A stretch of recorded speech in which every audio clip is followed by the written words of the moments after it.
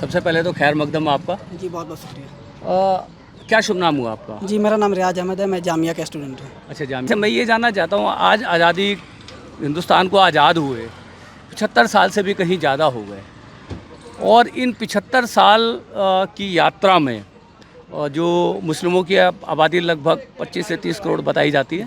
क्योंकि आप तो देख ही रहे हैं कि जनगणना भी लेट है, सब कुछ लेट ही चल रहा है। जानवरों की जनगणना हो रही है आजकल, पर जो है मनुष्यों की जनगणना नहीं हो रही है। तो इतने बड़े देश में इतनी बड़ी पॉपुलेशन के बावजूद भी इन 75-78 सालों में भी मुसलमान एक ऐसा नेता क्यों नहीं पैदा कर पाया जिसके पीछे जो आपकी मुसलमान पूरी कौम जो है खड़ी हो पाती, जी एक राष्ट्रव्यापी नेता? जी देखिए, इसका सबसे बड़ा रीज़न ये है कि आज़ादी के बाद मौलाना अबुल कलाम आज़ाद का खुले तौर पे ये कह देना जामा मस्जिद के मीनारों से ये ऐलान कह देना कि मुसलमान कोई अपना राजनीतिक संगठन नहीं बनाएगा, कांग्रेस को अपना हिमायती मानेगा, अपना पार्टी मानेगा, उसको समर्थन देगा। तो पहली गलती वहाँ हुई कि आज़ादी के बाद कोई मुस्लिम लीडरशिप जो है खड़ी नहीं की गई, नहीं बनाई गई कोई मतलब कोई पार्टी। दूसरी बात ये कि आज सच्चर कमेटी की रिपोर्ट भी आप देख लीजिए, दलितों से भी बदतर जो मुसलमानों की स्थिति आज के डेट में है, चाहे एजुकेशन के मामले में हो, हेल्थ के मामले में हो, किसी भी मामले में हो। और सबसे ज़्यादा आप देखें गल्फ़ कंट्री में तो मुस्लिम ही जाते हैं, क्योंकि मेन रीज़न है हमारा जो बैकवर्ड होने का।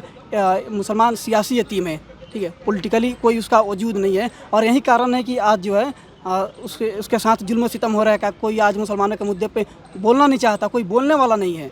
इवन 25-26 मुस्लिम सांसद और भी है, लेकिन मैं देखता हूँ कि वो खुल के नहीं बोल पाते, क्योंकि फिर उनकी पार्टी की लाइन बीच में आ जाती है, उनके पार्टी के सिद्धांत आ जाते हैं, उनका पार्टी का अध्यक्ष जब तक परमिशन नहीं देते वो नहीं बोल सकते। तो और दूसरी बात ये चीज़, मैं अपनी बात पूरी करूँ, दूसरी बात ये कि मुसलमान फ़िरक़ों में बटे हुए हैं। इसलिए मैं कहना चाहूँगा कि मेरे कौम के लोगों, फ़िरक़े की लड़ाई छोड़ो, एक उम्मत बनो, तभी जाकर कुछ हो सकता है। क्योंकि फ़िरक़े में रहोगे तो फिर कुछ नहीं होगा। आपसी झगड़े अपने घर में रखो। लेकिन आज जिस तरीके से राजनीति हो रहा है, जिस तरह से राजनीतिक षड्यंत्र के तरीके से हम लोगों को दबाया जा रहा है, कुचला जा रहा है और हम लोगों को ख़त्म करने की बात की जा रही है, ऐसे में आज आप अपने सारे आपसी मतभेद भुलाकर आज एक झंडे, एक पार्टी, एक लीडर के नीचे आना होगा। और मैं समझता हूँ इस देश में अगर कोई आज की डेट में अगर कोई बाबा साहब भीमराव अम्बेडकर का दूसरा रूप है तो जनाब बैरिस्टर असदुद्दीन ओवैसी साहब हैं, जो कि सड़क से लेकर संसद तक हमारे लिए आवाज़ उठाते हैं। वही एक मर्द मुजाहिद है। यदि आप कहते हैं कि ओवैसी साहब जो अभी जो सबसे मुकम्मल और अच्छे, हाँ, नो डाउट पढ़ा लिखा होना, सलमान खुर्शीद जो है कम पढ़े लिखे आदमी नहीं है। मगर एक चीज़ बताइए कि एक मिनट सुनिए ना, जिस मतलब कहते हैं पर्सनैलिटी ने, व्यक्तित्व ने सरकार के खिलाफ आवाज़ उठाई, ठीक है, अब ध्यान से सुनिएगा मेरी बात को, चाहे वो कोई भी रहा हो, जिसने भी सरकार के खिलाफ आवाज़ उठाई उसके वहाँ ईडी पहुँची, सीबीआई पहुँची, तरह तरह के छापे पड़े। ओवैसी साहब के यहाँ आज तक जो है छापे नहीं पड़े। क्यों, आप मुझे बताइए। सरकार की मुखालफत करने वाले उनको जो है मतलब, और ये मतलब ये साबित हो चुका है कि वो जो है क्या कहते हैं, वोट काटने के लिए, भारतीय जनता पार्टी को सहयोग करने के लिए, हेल्प करने के लिए वहाँ पर ही अपने कैंडिडेट खड़े करते हैं जहाँ पर वोट कटने से भाजपा को फ़ायदा होता है। ये बिहार में साबित हो चुका है, ये बहुतों जगह पे साबित हो चुका है। देखिए, ये तो हमारे कौम की बदकिस्मती है कि जो उनके लिए लड़ता है उसी की टांग खींचते हैं, और गैरों से ज़्यादा हमारे अपने कौम के लोग ओवैसी साहब को भाजपा का एजेंट होने का जो है आरोप लगाते हैं। और रही बात वोट काटने की, जैसे कि आपने बिहार का बात किया, तो बिहार में आपको पता होना चाहिए कि 2020 विधानसभा चुनाव के टाइम पर उन्होंने 5 सीटें जीती थी। हालाँकि 4 विधायक बाद में आरजेडी में चले गए, अभी अख्तर उल ईमान साहब हैं। लेकिन आप देख लीजिए, दिल्ली का भी हाल ही में विधानसभा चुनाव हुआ, कांग्रेस वोट कटवा पार्टी साबित हुई है यहाँ पे। केजरीवाल किसको वजह से हारे? कांग्रेस को। केजरीवाल कितने वोट से हारे थे? 4089 वोट से। कांग्रेस ने कितने वोट काटे वहाँ पे? नहीं, वो देखिए दोनों अलग अलग नहीं सुनिए, एक मिनट मेरी बात सुनिए। ये जब सियासत की बात हो रही है, आप मेरी बात सुनिए। दिल्ली में कांग्रेस जो है अरविंद केजरीवाल को जिताने के लिए क्यों जो है शहादत देगी? आज जो है इस देश के लिए सैकड़ों मुसलमानों ने इतनी शहादतें दी हैं। इवन मैं मतलब जानता हूँ, पढ़ता हूँ, जो शहीद आजम भगत सिंह को पनाह देने वाले मुस्लिम थे। उनका केस जामा मुसलमान जो है मस्जिद में। और आज जो है राजनीति में आकर के जो है सारे जो है कौम के जो है मतलब लोग इतने स्वार्थी हो गए कि शहादत देना भूल गए। सलमान खुर्शीद जैसे लोगों को आज ये डर लगता है कि कांग्रेस उनके खिलाफ क्या आवाज़ उठाएगी, कि वो अपने कौम के गद्दार बन गए। ऐसे कितने ही नेता हैं, साबिर अली हैं, साबिर अली जो आरजेडी के छोड़ करके जो है भाजपा में चले गए। तो आप ये बताइए कि आपके जो अपने ही नेता, बहुत सारे कद्दावर नेता हैं जिनको मैं जानता हूं, जो मतलब क्या कहते हैं उत्तर प्रदेश की राजनीति से आते हैं, बिहार की राजनीति के साथ से आते हैं, वो अपने कौम के साथ नहीं खड़े हैं। जो लोग, जो इतने बड़े बड़े नेता अपने कौम के साथ नहीं खड़े हैं, उस कौम का भला कैसे होगा, ये बताइए। यही तो मैं कह रहा हूँ, यही तो हमारे कौम की बदकिस्मती है कि जो पार्टी और आप ओवैसी को जो है मतलब कहते हैं नायक बता रहे हैं। बिल्कुल बता रहे हैं, क्योंकि सड़क से आप पूरा लोकसभा का डिबेट उठाकर देख लीजिए। नहीं तो सब जगह आप ये बताइए ना कि मतलब जो मुजाहिद है, जो अल्लाह सरकार की आंखों में आंखें डाल कर बात कर रहा है। ठीक है, आंखों में आंखें डाल के बात जो है कर रहे हैं। अभी लोकसभा के चुनाव हुए, कितने कैंडिडेट खड़े किए उन्होंने पूरे भारत में? देखिए, बिहार में उन्होंने करीब 15-16 सीटों पे लड़ा था। अब बाकी पूरे भारत में लोकसभा में कितने कैंडिडेट? कांसी राम जो है कहते थे कि जब तक जो है एक कैंडिडेट को लड़ाऊंगा, जब तक जीत नहीं जाऊंगा। तो वही तो बोलते थे कि जो है मुंह खुलवाने के लिए नाक बंद करना पड़ता है, और नाक बंद करी उत्तर प्रदेश में। और जो है 3 बार, जहाँ तक यदि मेरी भूल नहीं तो 3 बार मायावती जो है कहते हैं मुख्यमंत्री बनी। तो ओवैसी साहब को कौन सा डर रोक देता है? लड़िए ना, कम से कम 500 सीटों पे तो लड़िए, हार ही तो जाएंगे। देखिए, लड़ाई संघर्ष जारी है। देखिए, बीजेपी भी आई थी तो 2 से शुरू हुआ था, 2 सांसद थे। जी। आज पहले 240 पे आज है, पहले 303 आए थे 2019 में। तो इसी तरह हमारी लड़ाई जदोजहद जारी है। पार्टी का विस्तार हुआ, और आप देख लीजिए दिल्ली चुनाव से भी स्पष्ट हो गया कि पार्टी हार गई। कैंडिडेट 2 ही थे हमारे, ओखला और मुस्तफाबाद, लेकिन वोट परसेंटेज अच्छा खासा मिला है। और हमारी उसके पीछे क्या कारण था, जो कि दंगा क्षेत्र में ही ओवैसी साहब ने जो है ऐसे लोगों को जो है मतलब टिकट दिया जो कहीं ना कहीं उसके भुक्तभोगी थे। नहीं, दंगा भुक्तभोगी का सवाल है, तो अगर भुक्तभोगी अगर वो दंगाई है तो सरकार अपनी सीबीआई इन्वेस्टिगेशन में चार्जशीट फाइल क्यों नहीं करती, सजा क्यों नहीं दिलाती? केवल यूपीए लगा के बिना चार्जशीट के 5 साल से सिपाही रहमान साहब जेल में हैं। तो ये तो एक जाति हो रही है ना। अभी आप देख लीजिए, कांग्रेस के टाइम से लेकर अभी तक अधिकतर मोर देन 50% मुसलमान जो आतंकवाद के केस में अंदर गए हैं, लेकिन वो बरी होकर आए हैं। तो ओवैसी साहब ने वकालत पढ़ी है, इतने बड़े वकील हैं, तो जो है सफूरा जरगर और जो है उमर खालिद के लिए मुकदमा क्यों नहीं लड़ते? देखिए, वो हमारे कौम के लिए आवाज़ उठाते हैं और सबके लिए। देखिए, आज 4.5 साल से ऊपर हो गए उमर खालिद को बिना ट्रायल के जो है मतलब बंद हुए। यही तो है ना, सुनवाई नहीं हो रही, हमारे साथ जाती हो रही है। हाँ, इंसाफी नहीं। और दूसरा जो है, मैं तो इनकलाब आया है ना। अब मैं चलिए मैं आज के मुद्दे पे आता हूँ, वक़्फ़ के बिल के ऊपर आता हूँ। मैं बहुत ज़्यादा वक़्फ़ के बारे में नहीं जानता। मैं बस खाली इतना पूछना चाहता हूँ कि भारत के संविधान में अब तक जो है 100 जो है संशोधन हो चुके हैं।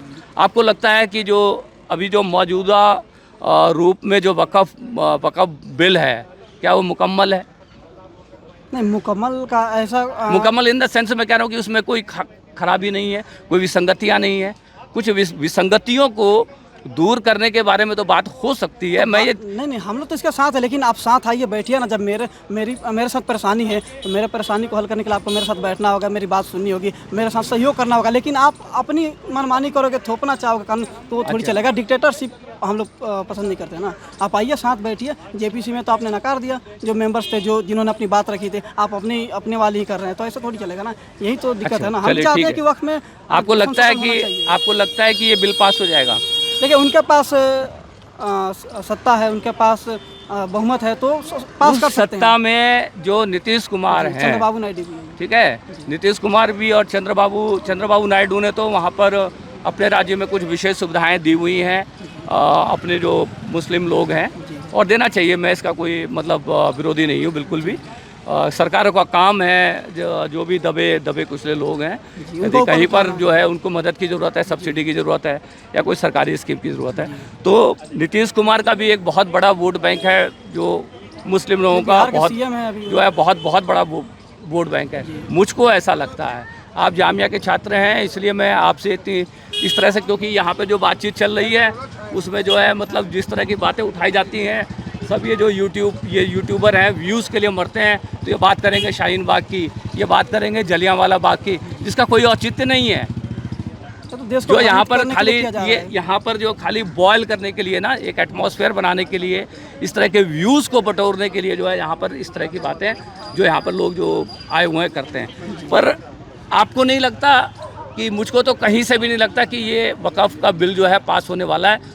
मुझे तो लग रहा है सिर्फ परसेप्शन खड़ा किया जा रहा है मुसलमानों के खिलाफ, और उस परसेप्शन को जो कहीं ना कहीं आगामी आने वाले चुनाव में उसका जो इस्तेमाल किया जाना है, क्योंकि अभी देखिए नज़दीक में 2 इलेक्शन आएंगे। बिहार विधानसभा चुनाव, हाँ, एक सबसे पहले आपका बिहार का विधानसभा का चुनाव आएगा, तो वहाँ भी एक बहुत बड़ी संख्या में जो है मुस्लिम मतदाता हैं, और एक चुनाव आएगा उसके बाद आपका बंगाल का।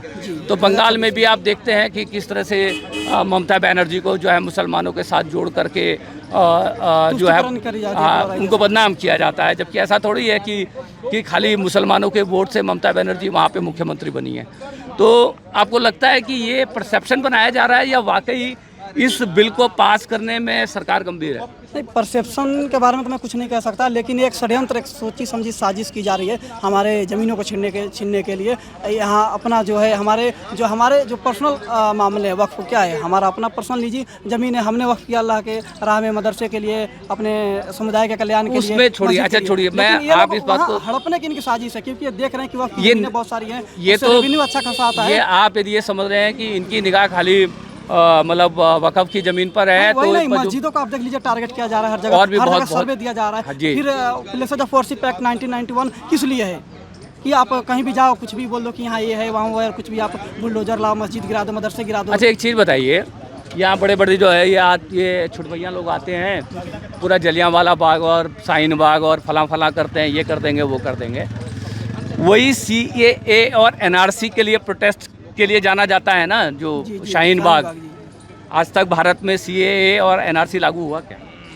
असम में कितने लोग जानते हैं? असम में इन्होंने किया है, और ये लोग अभी पूरी जो है नहीं लागू हुआ।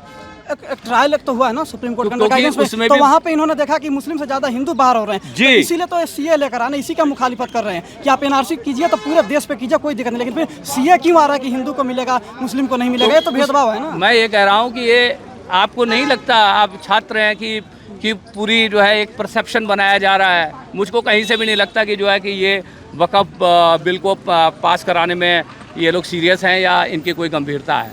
मुझको पूरा लगता है कि बस खाली राजनीतिक परसेप्शन बनाया जा रहा है। आप थोड़ा सा ठीक से सोच के देखिए और बताइए, आपको क्या लगता है? आपको लगता है कि सरकार गंभीर है इसके ऊपर? इस सरकार जिस तरीके से हम लोगों को टारगेट कर रही है, हमारे उलमाओं को टारगेट किया जा रहा है, हमारे इंस्टीट्यूशंस जो हैं उनको टारगेट किया जा रहा है, तो इस हिसाब से तो इनकी जो कथनी करनी है वो हम लोग जानते हैं, इनकी मंशा क्या वो भी पता है। तो इसलिए हम लोग यहाँ एहतजाज करने आए, विरोध प्रदर्शन करने, और आगे इससे भी संविधान आपको हक देता है, व्यापक स्तर पर प्रोटेस्ट होगा अगर ऐसा कुछ होता है, अगर बिल पास होता है तो, क्योंकि इसको हम लोग खारिज करते हैं, इसको हम नहीं मानते हैं।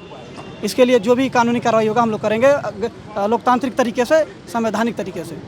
अच्छा, मैं एक चीज़ ईमानदारी से, क्योंकि आप छात्र हैं, निश्चित रूप से जो है जानते होंगे वक़फ़ बिल के बारे में, आप मुझे थोड़ा सा जो है मतलब क्या कहते हैं पूरी ईमानदारी से बताइए कि क्या आपको जो न्यूट्रल होकर बताइएगा, ये अभी ये इससे अलहदा मैं इस बात को पूछ रहा हूँ कि जो मौजूदा रूप में वक़फ़ बोर्ड का बिल है उसमें कुछ खामियां हैं क्या? कुछ सुधार किए जा सकते हैं उसमें? नहीं, खामियां का जहाँ तक सवाल है तो उसमें यह है कि कुछ लोगों ने थोड़ा सा कहीं जगह जो है उन्होंने अपना कुछ ज़्यादा अथॉरिटी जो बपौती जो कहते हैं, लोकल लैंग्वेज उसको बना लिया, जिसको वजह से बहुत सारे ज़मीनें हड़प ली गई, उसका पैसों का गमन हो रहा है। तो उस पर आप एक्शन लीजिए, हम तो इसके खिलाफ़ हैं। हम तो चाहते हैं कि भाई उसमें सुधार होना चाहिए, जो ज़रूरी, जो भी नेसेसरी, जो भी इसमें चीज़ें जो सुधार हो सकती है, जिसकी ज़रूरत है वाकई में, ताकि हमारे जो औकाफ हैं, हमारे जो मसाजिद हैं, सब सुरक्षित रहे, हिफाजत रहे, सबका एक रिकॉर्ड रहे। लेकिन इनकी मंशा कुछ और है। ये चाहते हैं सबसे पहले तो इसमें आप एक गैर मुस्लिम को आप कैसे लाएंगे, इसमें DM कौन होता है, इसमें पावर लेने वाला, ये तो हमारे अपना निजी मामला है ना, आप हमारे साथ बैठ के सुलझाइए ना। ये कुछ इस तरह का आपको लग रहा है कि जैसे अभी एक और आंदोलन चल रहा है, बोधगया में आंदोलन चल रहा है, बुद्धिस्ट, क्या उसी तर्ज पे बनाना चाहते हैं जैसे BTMC एक्ट? ये किसी के नहीं है। मैं अपने हिंदू भाइयों से ही कहना चाहूँगा कि आप सिर्फ इस्तेमाल हो रहे हैं, आपको सिर्फ वर्गलाया जा रहा है, मुसलमानों के खिलाफ नफरत का बीज बोया जा रहा है। जिस दिन इस देश का हमारा हिंदू भाई जाग जाएगा, इनका एक सांसद, एक विधायक विधानसभा लोकसभा में दिखाई नहीं देगा। क्योंकि देखिए महंगाई हो रही है, क्या मुसलमान के लिए 100 रुपये लीटर पेट्रोल है? हिंदू भाई भी तो खरीद रहे हैं ना। तो ये समझना चाहिए, जो पढ़े लिखे हमारे जागरूक हिंदू भाई हो इस बात को अच्छी तरह समझते हैं, क्योंकि ये सरकार किसी की नहीं है। ये मंत्र भी बदल देंगे, मंत्र का जाप भी बदल देंगे, कोई कुर्सी देने का वादा करे अपना बाप भी बदल देंगे। ये सिर्फ नफरत की राजनीति कर रहे हैं। रोजगार पे बात कीजिए, आपको इंटरनेशनल बोल दिया जाएगा। हेल्थ पे बात कीजिए, आपको एंटी नेशनल बोल दिया जाएगा। यानी आप सिर्फ गाय गोबर में उलझे, इससे देश थोड़ी चलेगा भाई। जी, बस जी। इनका यही प्रोपेगेंडा है, ये किसी का सगे नहीं है भाई। हमारे हिंदू भाइयों से पे इस्तेमाल कर रहे हैं, इनके भी सगे नहीं है। जी, जी, जी। और हिंदू राष्ट्र की बात करते हैं, क्या उस हिंदू राष्ट्र में दलितों को ब्राह्मण के बराबर अधिकार मिलेगा? मैं ये पूछना चाहता हूँ सरकार से। जी, बड़े मनुस्मृति से चलेगा ना। बड़े तो बड़े फिर जो कहाँ है बराबरी की हक है? अब तो मुसलमान है तो आप हिंदुत्व कर रहे हैं। अगर मुसलमान नहीं होता तो फिर हिंदू भाइयों को जाति में लड़ाते जैसे पहले होता था। जी, तो जी। देश को बर्बाद करे, देश के लिए खतरा है ये बीजेपी। चलिए बहुत बहुत बहुत शुक्रिया आपका।